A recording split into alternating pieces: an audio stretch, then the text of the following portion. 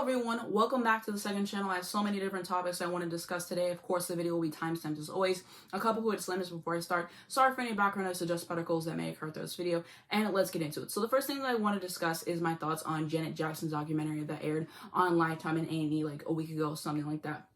I feel like there's so much more that could have been included. It was 4 hours, it was 2 nights. The career that she's had, the longevity, just a legend, like the impact that she's had. I would have liked to see more because they had to cut out stuff due to time, which I understand, but there was so much that was cut out and everything. And so they went over a lot of different topics, her childhood, what that was like, just giving us some context, and then talking about the move, whenever they moved to Encina, California, the racism in that neighborhood, and how she got into music, which was basically she recorded a song and then her dad found her, was like, you need to make music. She didn't want to at the time. She wanted to focus on acting. He was like, no, you need to do this. So then she went to A&M, she did 2 records, they flopped, and then talking about her getting married to James DeBarge and the struggles with that relationship with his addiction and everything. And she was saying how she would be on Fame, which she didn't want to be on at the time, but her dad was like, you need to be on this, but she would show up late to that. And after the day was over, she would sit and wait for James to come, but he didn't because, you know, he was on the drugs, talking about her problems with that relationship and everything she went into. And she got very emotional at that part, and I can't even begin to imagine what she went through. And she talked about some of it in the documentary. I've read some about it, and just seems like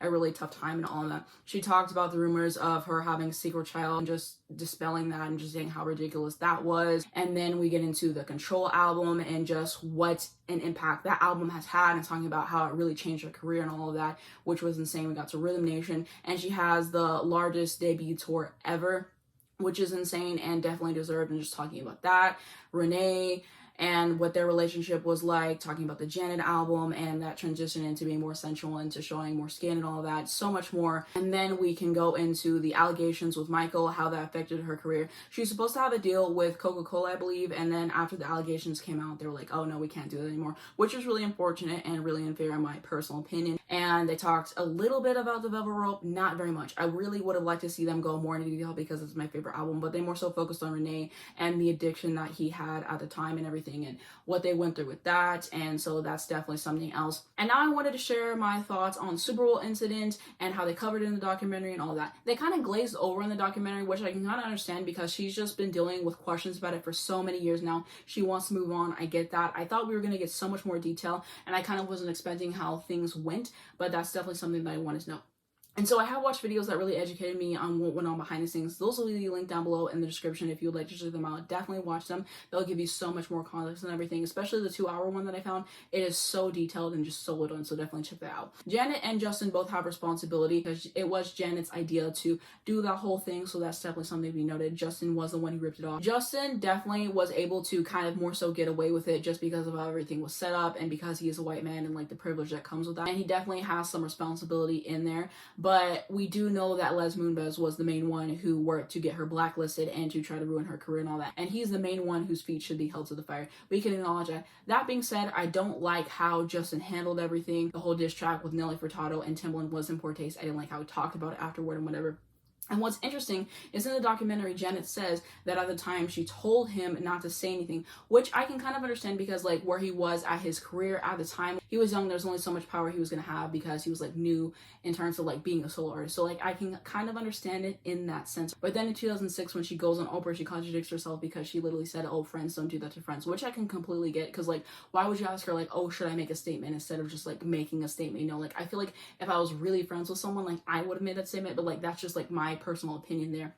So like that really didn't make any sense. She says they're cool now, they moved on, whatever. She wants to move on from that. That is good for her, I will say. My thoughts on Justin Timberlake as a person, he's garbage. He showed time and time again he's not a good person, and his personality, don't care for it at all. I think he's a really talented musician. He's a great instrumentalist. He can dance, he can sing, he can write. I will give credit where it's due, but as a person, I personally do not like him, and I just don't think that she deserved what happened after the Super Bowl. The reaction to it was completely ridiculous. For less than a second, like I feel like it really was not that deep. Like I heard they could have cut to black, or they had a rehearsal footage they could have put in, like whatever it is, and she just definitely did not deserve that at all.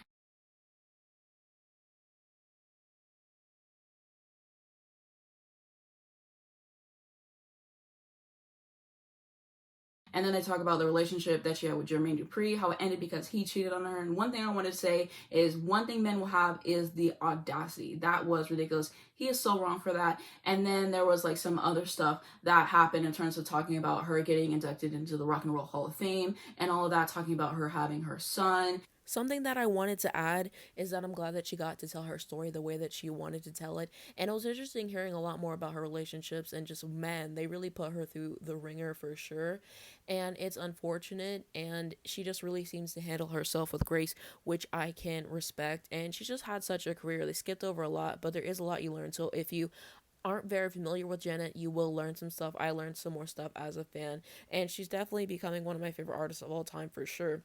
And there's still so much more I feel like I can learn about her, and I definitely need to watch some more tours and stuff and refamiliarize myself with her first two albums and 20YO in particular. But yeah, this was definitely something great to watch and just a legend overall. If you haven't gotten into her music already, you definitely should, because she is just one of the best people to ever do it. Like, the choreography, everything that she brings is so special, and I'm just glad she was able to share everything exactly how she wanted it and put everything together nicely. Something else I wanted to add is I thought it was cool how many people came together to do the documentary. I always enjoyed Reeby's parts that she added in. Having her brothers in there was cool. Mariah had a cameo or two, which I thought were interesting. And she just really had a lot of people come together to make this documentary, as they should. Everyone should be lining up to be in this documentary and to talk about the impact that she's had on music as a whole. And I think it's great that she's starting to get her flowers more. And it's such a shame what the Super Bowl did, trying to erase her legacy. But things are finally starting to get better, and that is something else that I wanted to add. And yeah, there's just so many things that happen in the documentary. Obviously, I can't cover everything. I'm just speaking off of the top of my head on like what I remember personally. That's why I like to come into these videos very fresh. And so that's kind of like most of what they went over in the documentary. And like I said, I really wish that there would have been more. I wanted to hear more so about the music because I love her music, obviously, and I would have loved to hear more about the Velvet Rope and all of that kind of stuff because there's so much they breeze by, and I would have loved to hear more about the creation of the songs, how they came to be, why she decided to make certain decisions in terms of the staging, the lyrics, like whatever it is. So I would have liked to hear more there. Another thing I could have done without the Joe Jackson propaganda. From what I read and hear, he wasn't the best person. Of course, this is her story. This is how she wants to tell it. And yeah, so like that's kind of my like main thoughts on it.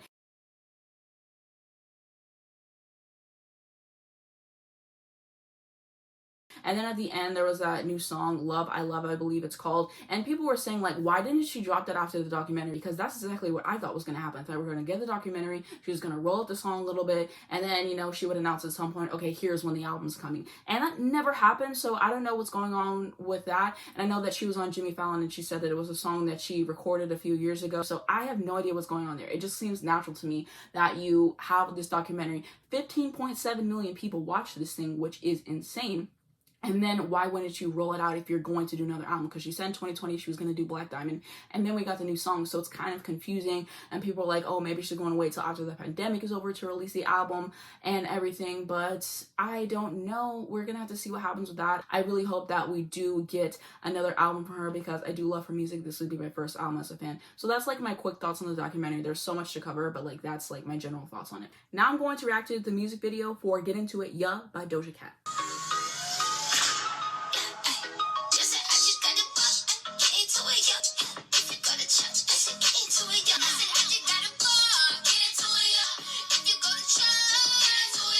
So some quick thoughts on it. Doja always has really interesting and captivating visuals, and she has that star power within her, and so it's just always really interesting to watch what she does, whether that's a performance or a music video. You know that she's always going to bring it, and this is just really captivating me so far, and I'm really enjoying all the different looks and everything that's going on. She knows how to entertain.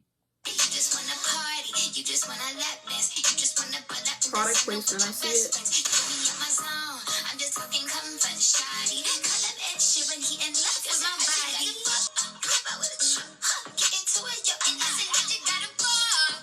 Ooh, another visual.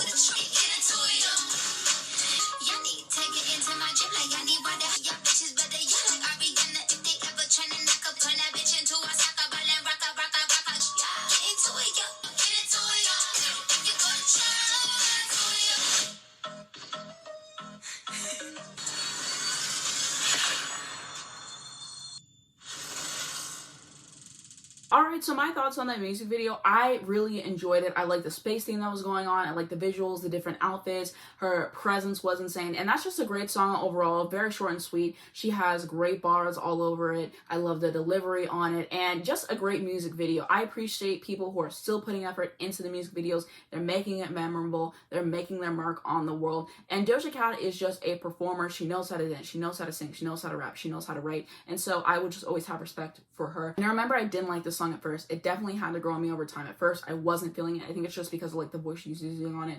But it has grown on me. I do like it, and I'm pretty sure I put it as one of my favorite songs of the past year. But yeah, really quite enjoy this music video and the visuals that she's serving with us once again. And one thing about Doja, she's not going to miss with a visual. She's going to give you something exciting, captivating, and I need to see more people stepping it up. And now I'm going to react to the music video for Lucy Dacus' song, Kissing Lessons. Rachel was a year older. I thought she might know everything. I took her word like a golden ring. Asked her how to win my man. Gave me lip gloss. And after school, a lesson in kissing. I think I called her baby the darling. 3 times being seduced. Remember the day we started breaking hearts. I wanted to live by a body of water. Children and their father.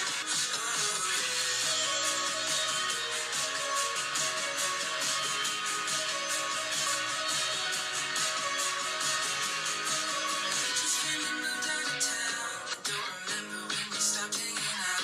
Wonder if she thinks of me as a face. Okay, so my thoughts on that song, I really enjoyed it. I liked the music video. I thought it was cute. I think overall Lucy has a great gift for storytelling and just a great songwriter overall. And she has a nice voice, which I can always appreciate. And I don't know if this is just going to be like a droplet single or if we're getting ready for another album, because I know she just released an album this past year. So I have no clue what's going on there. People like to release a single and then 6 months later we get the album, or they're like, psych, you're going to get another single, and then the album doesn't come out a year after that. Rollouts now are just trash. So I don't know what's going on there. But I did enjoy the song for what it's worth, and I'm glad that I was able to experience it right now and just soak it in.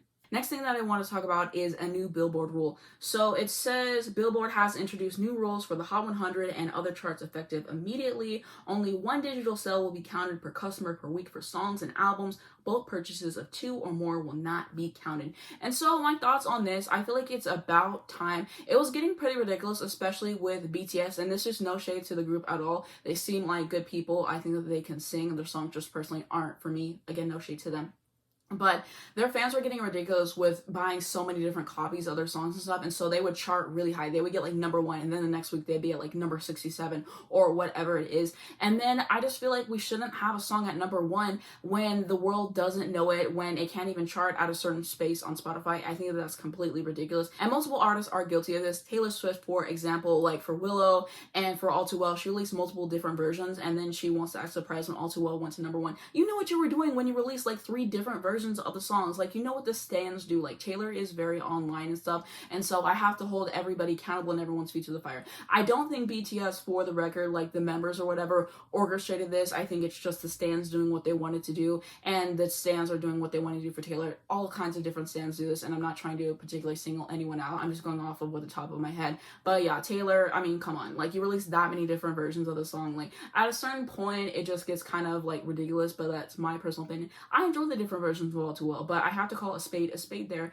and so that's my personal opinions on that. And the next thing that I wanted to do is talk about my thoughts on the people from The Voice's past season. Some of them have released new music, and share my thoughts, because like 2 videos back I said whenever they release new stuff I would share my honest thoughts on it, and so here we are today. And so the first person I want to talk about is PD Chavis. So he released Yellow Hair Heartbreaker, which I actually really enjoyed, and then he released another song called Baby You Got It, which I thought was great too. The instrumentation is immaculate. I like the vocals. He gives some impressive performances on both songs. I like the lyrics. I thought that they were well crafted songs, and the production was great too, which I can always appreciate. And I remember he said that his album was supposed to come out in January, which never happened, so I'm wondering if it got pushed back or what happened with that, but we will have to see. And then I want to talk about Girl Named Tom. So I did listen to their album Hits from the Road, and my thoughts on it is I had to listen to it a few times just to really soak the songs in, but overall I really enjoyed it. That Billie Jean cover was egregious. It was really, really bad. That song is a skip for me, and I think there's some more skips towards the end.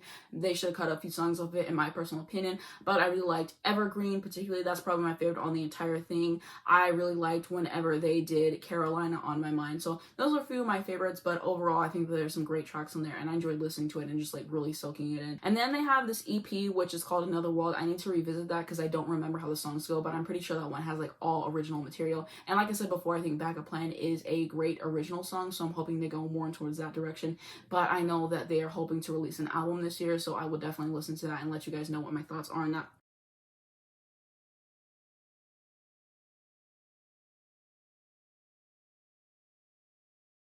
And then I wanted to talk about Raquel and Bella. So Raquel released this song, I believe it's called Have To, and that song was trash. And everything I tried to listen to her, it was just mid, like it wasn't really giving for me, and I'm waiting for her to finally release something that's good because I do like her a lot. I think she's talented, but these original songs are just killing me. I'm like, when am I finally going to get something good? And that's my thoughts on her. And the same thing with Bella. She released this song, I'm pretty sure it was called IDK. My thoughts on that, again, that song was not good. She released her cover of No More Tears, Enough Is Enough with Katie Ray, and again, that was meant I like their version better on the show.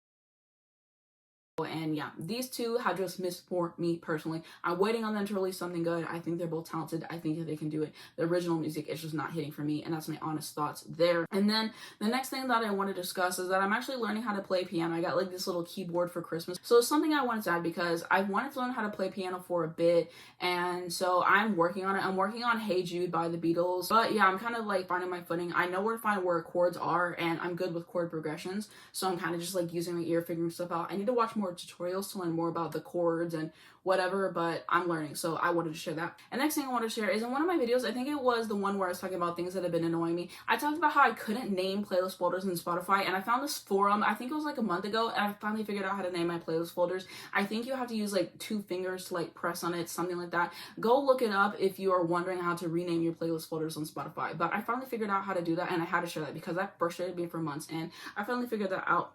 Okay, next thing that I want to talk about is Abbott Elementary. I made a community post on my main channel, I think it was like a week or 2 ago, and I was telling you guys, I was like, oh, you should go watch the show. Because I think I meant to mention it in the video that I did before that post, but I forgot, and I was like, you guys have to watch it. So I'd still recommend that. I think they just had like the 5th episode, I'm pretty sure, and I've really been enjoying it. This past episode was talking about the gifted program and what that does to students and all that, and I think that show is funny. I think it's a breath of fresh air, and it's just really clever. I love the characters. I love all of it. It's so good. It's certainly worth your time. One of the best shows I've watched in a bit. I hate when I start a show and then after the first episode I'm like, I can't do this. And I know a lot of times you're like, oh, it gets better after the first episode, but how's the first episode not even gonna be good? But every single episode of this show keeps getting better. The writing is there. I just really appreciate it all. So I definitely want to know that. Definitely go watch Abbott Elementary. Definitely go support because it is so good and it's so funny and just so well done. I'm excited for the new episode, which will come out Wednesday for me because I do have Hulu. And then the next thing that I want to talk about is that I finally finished Brooklyn Nine-Nine, and so I watched this show all throughout the seasons, and then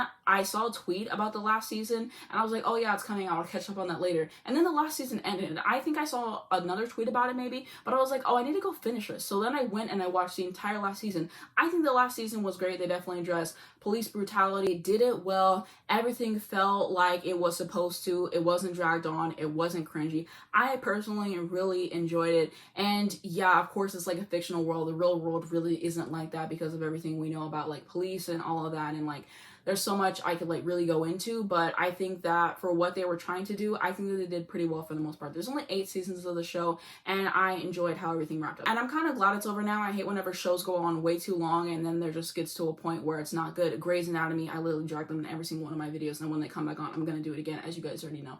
But they ended nice, and I can appreciate that. And I'm pretty sure Mike Schur created that show, and he's the same guy who created The Good Place, which ended after only 4 seasons, and just world class. I really enjoyed it. And I'm kind of glad it ended again because I really cannot stand Terry Crews because he just always opens his mouth to say something stupid.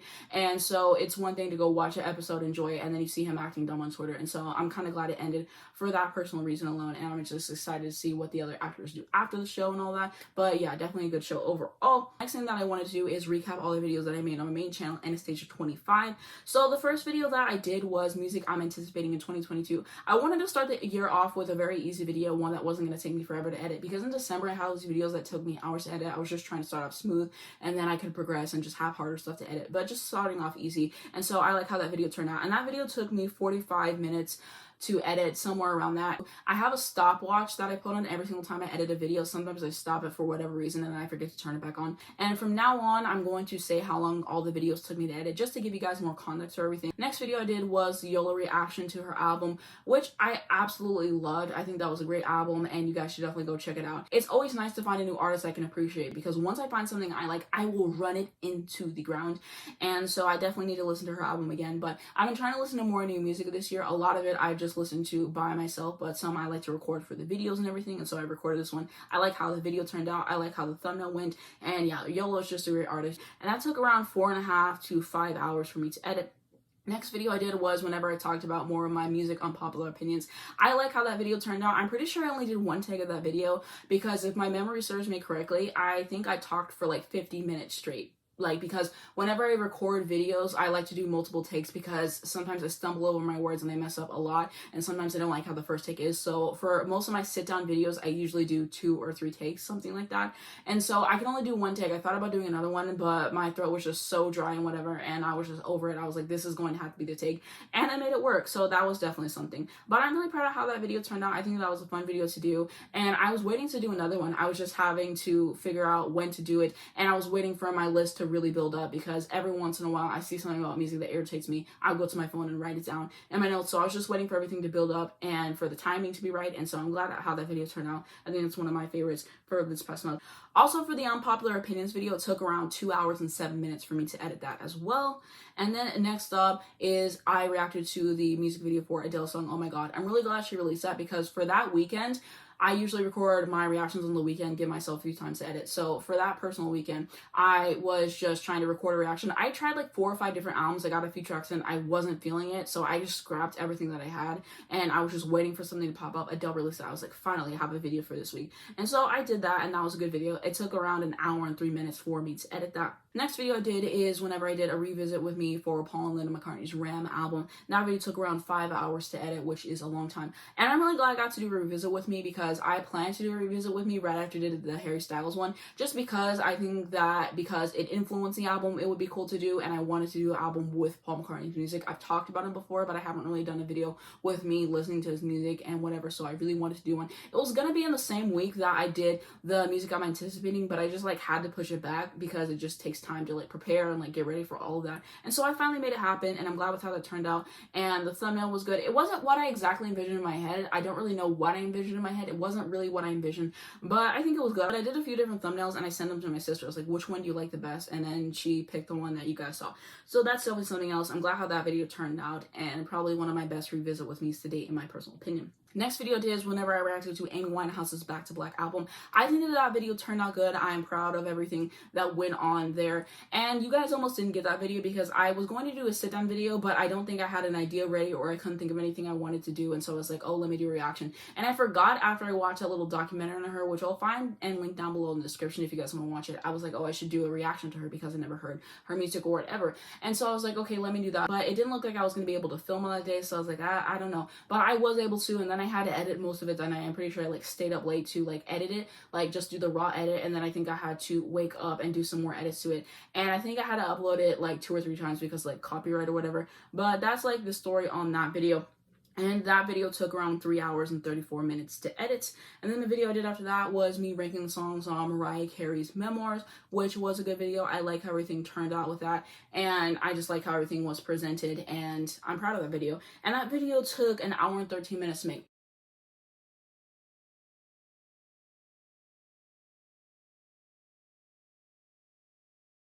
And something cool that happened is my TikTok gained traction. So I've never talked about my TikTok account on here, because I would just post snippets from my main channel videos on my TikTok. And those who are subscribed, it's like, why would you want to follow it or whatever? So I just never really thought to mention it. And so basically what happened was I made the Memoirs video, and then I went to my TikTok because I watched the videos on my other account, I screen recorded, and then I go to post it to TikTok and whatever to promote it, right? So I was going to do that, and then I saw that my little clip from my unpopular opinions video, whenever I was talking about Mariah being the best singer-songwriter, was starting to get a little bit of traction. I was like, whoa, like I wasn't really expecting that. So I was like, okay, this is kind of cool.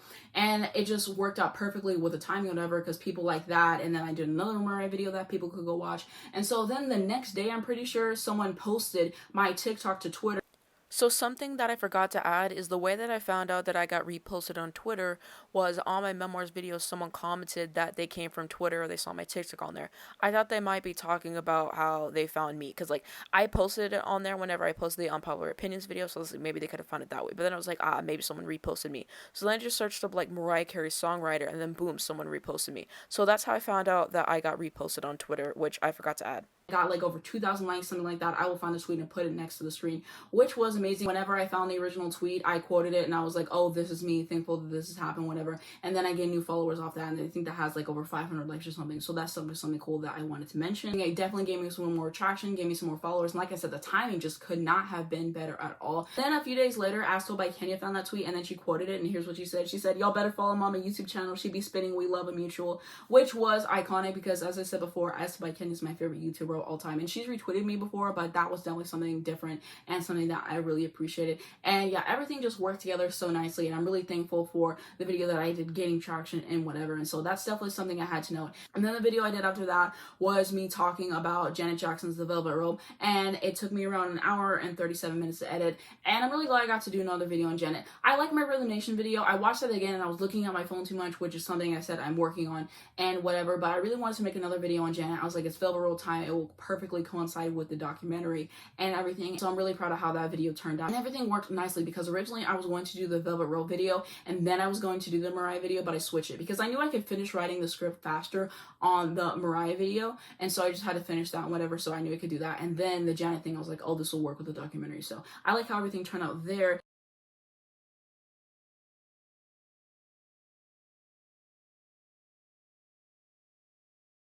And then recapping the video that I made on this channel, the 2021 recap. That video took 5 hours and 35 minutes for me to edit.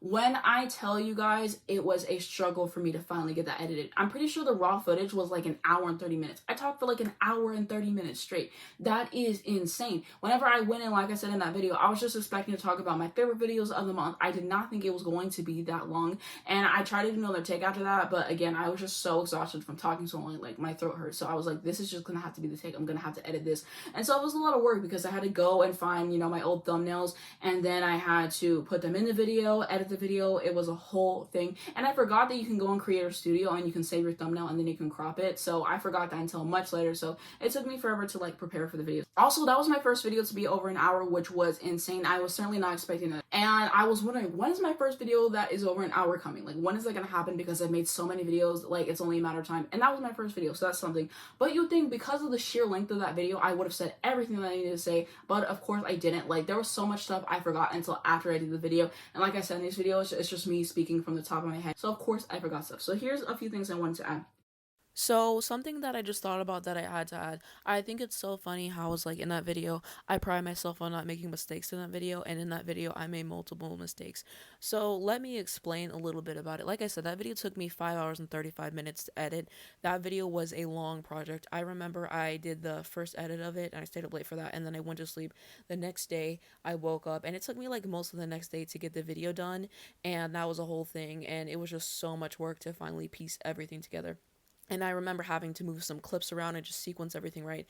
But I remember I had to keep saving the project because I kept messing up on it. And one thing that bothered me was whenever I was talking about Rainbow, I should have had it appear a little bit more like the little thumbnail and whatever. But by the time I upload my videos to YouTube Studio, for the most part, if something bothers me, I don't want to do the work to re-upload it again. Because like I've said, I had to save it to Final Cut Pro, I have to put it in an iMovie, I send it to my iPad, and then I upload it. And by the time that video got uploaded to YouTube, which was like 10 o'clock, like that was already a lot. So like if I would have went back and made even more edits, then it might not have gotten out on time. So I was like, you guys are gonna have to deal with it.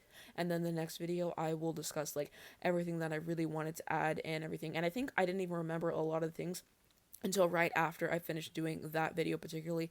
So that's definitely something that I wanted to add. That video was a piece of work. It was stressful. Like I was just editing that video and I remember like my head was hurting, like physically. Like it was just a lot of video for me to do. And sometimes that happens with videos whenever I do them and then I'm just like, when am I going to be done with editing this video? That video was a piece of work, and I'm glad it's done. One of the reasons why I started doing the Mariah ranking videos is because at the time I saw no one else doing them. It's one thing if it's like a fan account, it's just like a TikTok or whatever, or like a certain video where they're just like not in it. But I didn't see anybody else at the time like showing their face in the videos, like really breaking all the songs down. So I was like, this could be something else, because I searched up ranking the songs on Butterfly, and it was like a Kendrick Lamar thing because he has an album called To Pimp a Butterfly. So I was like, okay, no one's done this before, really. So I was like, you know, I should start doing this. And I didn't have very many ideas at the time, and I was like, okay, you know, if I do this, then at least gives me one video guaranteed a month that I will have, and it just makes it a little bit easier on me. So that's like kind of why I started doing them, and I think it's cool like the way that it's taken off, and some people have discovered me from those videos and they subscribe to me because they see the other stuff that I do. And so that's definitely something that I wanted to mention. It's something that was cool,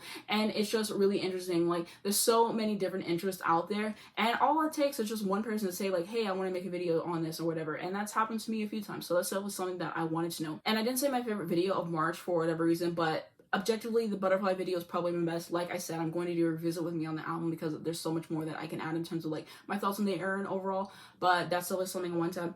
Another thing that I wanted to say is that my Paul McCartney video, the Punisher reaction, and the What's on My iPad video, those were pre-filmed because I was moving at the time. And I think I said it in the original footage, but I think I cut it out and I was going to like move it, and then I think I forgot to move it, something like that. But that's something that I had to add in that I completely forgot. And then whenever I was talking about like things I learned in 2021, I made a whole video on self-growth, but just tacking on to that really quickly, I feel like I've grown so much in the past 2 years, like alone. Like, I've really learned so much, and I feel like I've really found like who I'm trying to be as a person for the most part. Of course, I have so much to learn, but I feel like I've grown so much as a person. I've learned so much. So that's definitely something I want to add. I don't want to get too much about the self-growth because at a certain point it gets annoying and whatever. And I feel like you guys will see my growth through the videos and whatever. So I'm not going to try to touch on that too much in like future videos, but that's definitely something that I wanted to add. And then another thing that I wanted to say in terms of like self-growth and like learning whatever, I remember being educated on colorism by Essel by Kenya a few years ago, and just like learning a lot through that. And now that I've been educated on that, I just see the world so differently in terms of like how I'm treated and how people who are fully black are treated and all of that. So that's definitely something that I wanted to add. And I think it's especially important for me as someone who is biracial, as someone who is a mixed person, to say that, because a lot of people like to act like colorism doesn't exist, and that's far from the truth. I would recommend you watch her video on it. If she still has it up, I will link it down below in the description. If not, maybe I can find one that like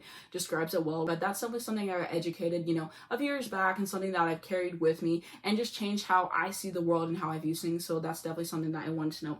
Also, something that I wanted to add is I've definitely become more educated on like politics and class structure and so many other different topics just by like watching YouTube and all of that. And I definitely need to read more to become more educated, but I definitely encourage you all to get educated just in general. It has helped me so much, and I see the world a lot differently, and it's just important to be aware of your surroundings and why things are the way that they are today. Another thing that I wanted to say is I feel like I didn't talk enough about like expanding my music taste, and just like in the context of like which I grew up, a lot of the music that I'm talking about on my channel I wasn't really raised on. I would hear a Beyonce song here and there and all that stuff, and I would hear Alicia Keys here and there, or like whatever it is, but I wasn't really growing up on her music. And I think getting into Mariah particularly is what started me wanting to get into her contemporaries. Like, I'm trying to get into Mary J. Blige and all that, and just getting to all these different people and just really trying to expand my knowledge on black culture, because there is a lot I just wasn't simply educated on. So just trying to fill in my gaps there. And that's definitely something else, because before I got into Mariah, my taste was very whitewashed. Like, I did like R&B, I did listen to it, it just wasn't one of like my primary genres. Like, I would listen to it every now and again, and like over time, like it got whitewashed, because I used to listen to certain artists and whatever, and then I dropped them, and then I got more into like rock and all that, and country. Not very much into country, just more so like the Chicks or whatever, and like Taylor Swift and whatever. And so my taste got whitewashed, and so then I just made the conscious decision after getting into Mariah to get more into black history and to learn so much. And I feel like there's so much more I can learn about my black side, and so I'm trying to be aware of that. I'm trying to learn as much as I can. And just tying that back in, like I said, I think it's my responsibility as someone who is biracial to be aware of my privilege and to discuss colorism and all of that, because I think it means so much more. Because black people say this all the time, and like they don't get the support they need. People be like, oh, you're just jealous, or colorism doesn't exist, or like whatever. But like, I think that's completely ridiculous, and I think that that's something that I want to talk about. I don't really talk about serious issues very much for like a lot of reasons. I kind of prefer just to talk about music, but it's definitely something that I wanted to state and mention, because like maybe you guys don't know I'm biracial. I don't know. I mentioned it a few times, and I'm half black and half white. And I feel like you could tell that maybe. Some people can tell that when they meet me. Some people think I'm Mexican, which I'm not at all. But that's definitely something that I wanted to state. And there's so much more I can be educated on, like black culture and black history and all that. So definitely let me know some more down below in the comments if you can relate to my experience or whatever. But that's definitely something I wanted to say. Another thing that I wanted to say is what I really like about my channels and stuff is it shows that I'm a multifaceted person. And like I said, it took me time to find my voice and just how I wanted to describe things.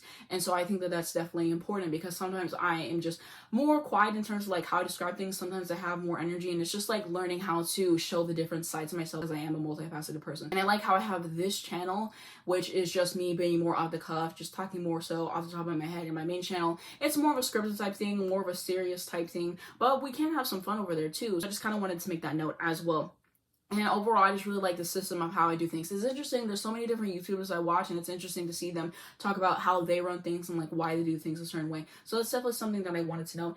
Something else I'm thinking of, which it's not related to the second channel video that I just did, but this is something I want to talk about like in terms of my channel. But I did rebrand a little bit. You guys might notice I changed my intro, I changed my profile picture, I changed my banner. And the reason why I did that is because we're in a new year. I just wanted a new rebranding. My profile picture, I was so sick of it. I had it for the past year on like all my social media. I just had this day where I was wearing that shirt, and I was like, you know what, like I look kind of good today. So then I just got ready and I just took some pictures, and then I asked my sister which was the best one, and that's the one that I ultimately went with for the branding and everything. I remade the banner, all that. So yeah, I just kind of rebranding everything. And also I even redid the intro for this channel, my profile picture, and I believe my banner as well. So that's definitely something else. But yeah, I just consciously made the decision to rebrand because it's a new year. I'm probably going to keep doing this every year. I just like to refresh everything every once in a while, just to have a fresher feel to everything, a new aesthetic, and what I was going for. So I like how all of that turned out. I'm the type of person, I can't have the same wallpaper on my phone for too long. Like, I don't know how people have phones and they have the same wallpaper on there for like a year.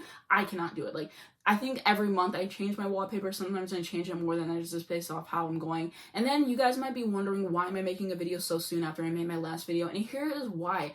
Whenever I make these videos, it's a recap of everything that's gone on for the past month, of my main channel content, all of that. And my last video was me recapping the entire last year. And so there was so much that happened in January that I really, really wanted to talk about. And because of whenever Janet's documentary was released, I wanted to kind of keep on that momentum. I didn't want to wait forever before I released my next video. And so, you know, I was like, it's finally time to make a new video. And there's other stuff that I want to talk about that's just not going to get talked about in the main channel, just because of like the structure of this channel versus the main channel. I have other stuff that I'm planning to do over there. And so I was like, yeah, I need to make another video, even though it's been such a short time span. And I don't know what my next video is going to be. I don't know if I'm going to have time to do another video this month, but I just saw opportunity and how everything worked out. So it's like, I really need to make the video now, or like it's just not going to get done for a few weeks and then I'm going to be back to where I started. So that's definitely something I want to know. But I really like making videos on this channel. I would like to make more videos on it.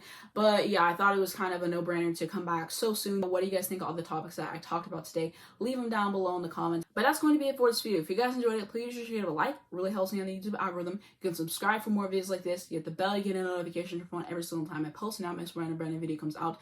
Down below in the description, I'm going to have my main channel, so check out my latest video on there that I just recently posted. I'm going to have my Twitter, my Spotify, my Instagram, all of that if you would like to follow me. And thanks so much for watching this video, and I'll see you in my next one.